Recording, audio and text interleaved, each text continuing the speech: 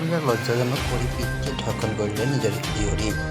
মাৰ্ঘেৰিটা সংঘটিত হৈছে সভ্য সমাজত লজ্জাজনক এক জঘন্য কাণ্ড। লোলুপ দৃষ্টিৰ পৰা হাৰি নগ'ল নিজৰে নাবালিকাগৰাকীও।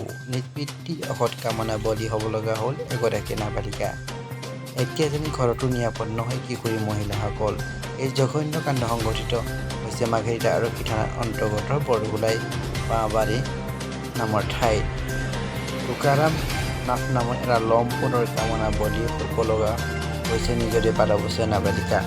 লম্পটটোৱে ঘৰৰ পত্নী নথকা সুবিধা লৈ দীৰ্ঘদিনীয়া যৌন উৎপীড়ন চলাই আহিছিল নাবালিকা গৰাকীৰ ওপৰত। মঙলবাৰে পিতৃৰ এই যৌন উৎপীড়ন অতিষ্ঠ হৈ নাবালিকাগৰাকীয়ে পিতৃৰ কুকৰ্মৰ বিষয়ে মাকক অৱগত কৰাত এই জঘন্য ঘটনা পোহৰলৈ আহে। মাতৃয়ে এই বিষয়ে মাৰ্ঘেৰিটা আৰক্ষীক খবৰ দিয়াত আৰক্ষীয়ে নিশাই লম্পট টুকাৰামক গ্ৰেপ্তাৰ কৰাৰ লগতে পক্সো আইন অধীনত এটি গোচৰ ৰুজু কৰি তদন্ত অব্যাহত ৰাখিছে। নামটো কি? তোমাৰ নামটো? মোৰ নামটো তুলাৰাম নাথ। ঘৰ ক'ত? ইয়াত ক'ত থাকা? ইয়াত বাঁহবাৰীত।